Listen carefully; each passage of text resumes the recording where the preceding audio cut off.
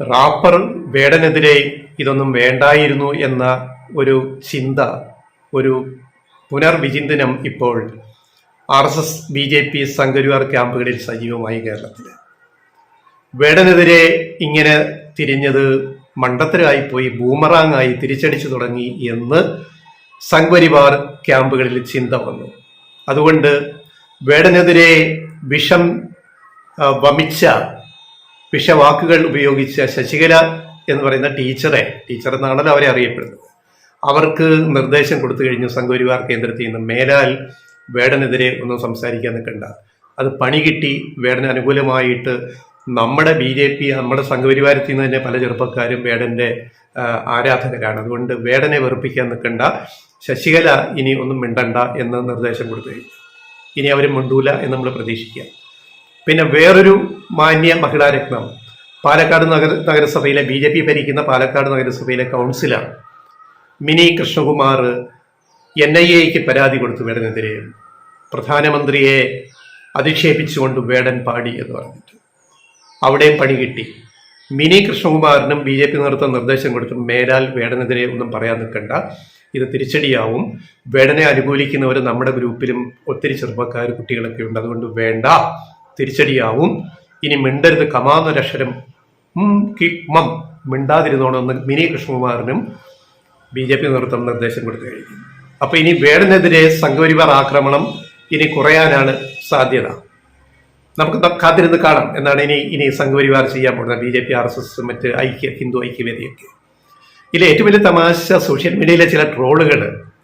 അപ്പോൾ ഒരു BJP പ്രവർത്തകൻ മറ്റൊരു BJPക്കാരനെ വിളിച്ചിട്ട് നമ്മൾ വേടനെതിരെ അണിനിരക്കണം എന്ന് പറയുന്ന ഒരു ഫോൺ കോൾ അങ്ങോട്ട് പോകുമ്പം കോളർ ട്യൂൺ വരുന്നത് എന്താണ്, കടലമ്മ കരഞ്ഞല്ലേ പറ്റത് എന്ന് പറയുന്ന വേടന്റെ ആ പാട്ടിന്റെ ആ ഒരു വരിയാണ് ഈ BJP പ്രവർത്തകന്റെ കോളർ ട്യൂൺ എന്ന് പറയുന്നത്. എന്ന് പറഞ്ഞാൽ അതിന്റെ അർത്ഥം എന്താണ്? അതും പോട്ടെ, മറ്റൊരു തല കൂടി പറയാം. കഴിഞ്ഞ ദിവസം ജനൻ TVയിൽ, RSS BJP ചാനലാണല്ലോ ജനൻ TVയിൽ അവരുടെ തന്നെ BJPയുടെ ഒരാൾ തന്നെ വന്നിരുന്ന് ചർച്ചയിൽ പങ്കെടുത്തിട്ട് വളരെ ഓപ്പണായിട്ട് അവിടെ ആ ചർച്ചയിൽ, അന്തിചർച്ചയിലോ ആ ചർച്ചയിൽ പറയുകയാണ്, വേടനെതിരെ തിരിഞ്ഞത് നമുക്ക് തിരിച്ചടിയായി, അത് BJPക്കാർ മനസ്സിലാക്കണം. സംഘപരിവാർ വേടനെ ആരാധിക്കുന്ന ഒട്ടേറെ ചെറുപ്പക്കാർ, കുട്ടികൾ നമ്മുടെ ഭവനങ്ങളിലുമുണ്ട്, നമ്മുടെ വീടുകളിലുമുണ്ട്. അവർ നമുക്കെതിരാവുന്നു. വേടനെതിരെ എന്താണ് നിങ്ങൾ പറയുന്നത് പറഞ്ഞ വീടുകളിൽ കുട്ടികൾ രക്ഷകർത്താക്കളെ ചോദ്യം ചെയ്യുന്നു. ഞങ്ങൾക്ക് വേടനെ ഇഷ്ടമാണ് എന്ന് പറയുന്ന അവസ്ഥയുണ്ട് എന്ന് തുറന്ന് പറയുകയാണ് ജനൻ TV ചർച്ചയിൽ. ഒരു BJPക്കാരൻ വന്നിരുന്ന് പറയുകയാണ്. അപ്പൊ അതിന്റെ പോക്കിന്റെ ഗതി മനസ്സിലായല്ലോ. അപ്പൊ ഇത് പിന്നെ കേരളത്തിലെ ചില ഉൽപ്പതിഷ്ണുക്കളുണ്ട്, പുരോഗമനവാദികൾ. അവർ പറയുന്നു, ജാതി ഇവിടെ ഇല്ലാതായില്ലേ, ഒരു നൂറ്റാണ്ട് മുമ്പേ ഇവിടെ ജാതി ഇല്ലാണ്ടായില്ലേ, പിന്നെ ഇപ്പൊ എന്തിനാണ് വേടൻ വന്നിട്ട് ജാതി പാട്ട് പാടുന്നത്, ജാതി പറഞ്ഞ് പാട്ട് പാടുന്നത്? ജാതിയൊക്കെ പോയില്ലേ? എവിടെയാ ജാതി പോയത്? പാലക്കാട് നഗരസഭയിലേക്കൊന്ന് പോയാൽ മതി, ജാതി എന്താന്ന് കാണാം.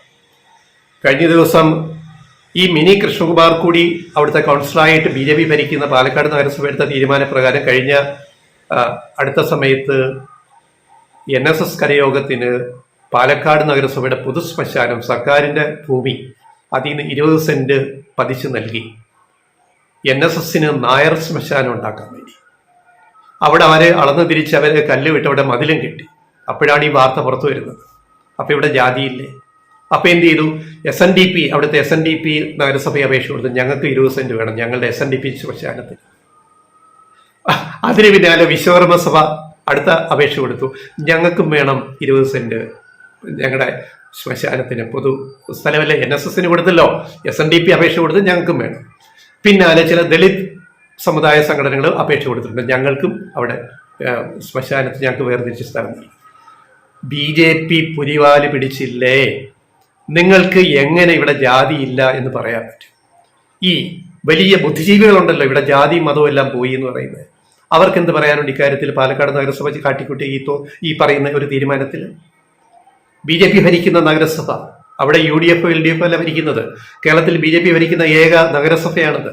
ചില പഞ്ചായത്തുകളിൽ അവർ ഭരിക്കുന്നുണ്ട്. അപ്പൊ അവരെടുത്ത തീരുമാനം, ഈ വേടനെതിരെ പരാതി NIAക്ക് കൊടുത്ത മിനി കൃഷ്ണകുമാർ ഉൾപ്പെടെ എടുത്ത തീരുമാനം അവിടെ നടപ്പാക്കപ്പെടുകയാണ്. എന്നിട്ട് വന്ന് പറയാ ഇവിടെ ജാതിയില്ല എന്ന്.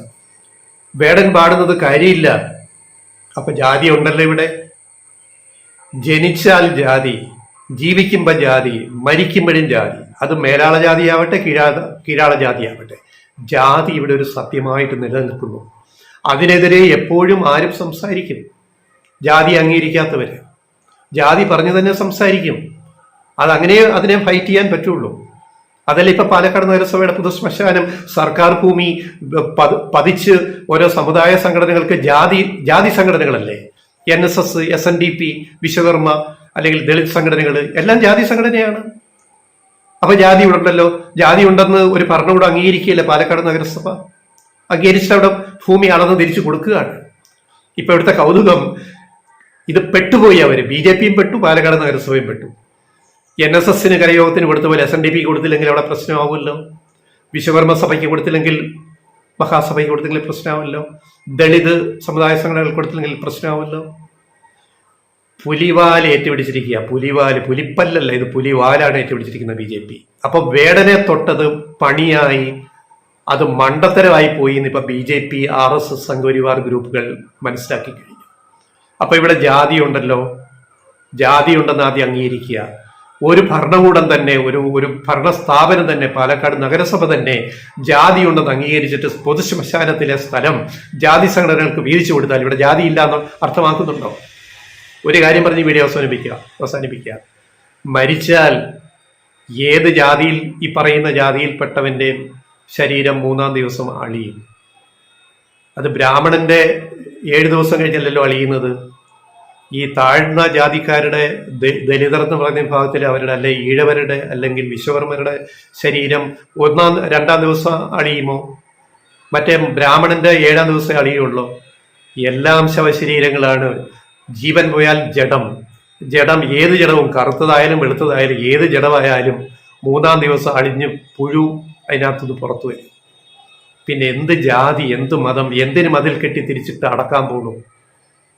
അപ്പൊ ഇവിടെ ജാതി ഉണ്ടെന്ന് ആദ്യം അംഗീകരിക്കുക. ഇപ്പോഴും ഈ പുരോഗമനം പറയുന്ന കേരളത്തിൽ ഇപ്പോഴും ജാതി വളരെ പ്രധാനമാണെന്ന് തെളിയിക്കുകയാണ് പാലക്കാട് നഗരസഭയുടെ ഈ തീരുമാനങ്ങൾ. അത് നമ്മൾ മനസ്സിലാക്കുക. നാരായണഗുരു പറഞ്ഞിട്ടുണ്ട്, അത് പറഞ്ഞ് അവസാനിപ്പിക്കുക. ചത്താൽ ഒരു മരത്തിന് ചുവട്ടിൽ കുഴിച്ചിട്ടാൽ അത് ആ മരത്തിന് വളമാകും എന്ന് പറഞ്ഞ ആളാണ് നാരായണഗുരു. അത് നമ്മൾ മനസ്സിലാക്കിയാൽ ഈ 1 നൂറ്റാണ്ട് കഴിഞ്ഞിട്ടും ഇത്രയുമായിട്ട് ഇവിടെ ജാതിയുണ്ട് എന്ന് നമ്മൾ തിരിച്ചറിയുക. അത്രയേ ഉള്ളൂ ഞങ്ങൾക്ക് പറയാൻ. ജാതി ഇല്ല എന്നാരും പറയരുത്, ഇനി പറയരുത്. വന്നിരുന്ന് പുരോഗമനവും എഴുന്നള്ളിക്കുന്ന കുറെ ആൾക്കാരുണ്ട്, അവരിതൊക്കെ മനസ്സിലാക്കണം.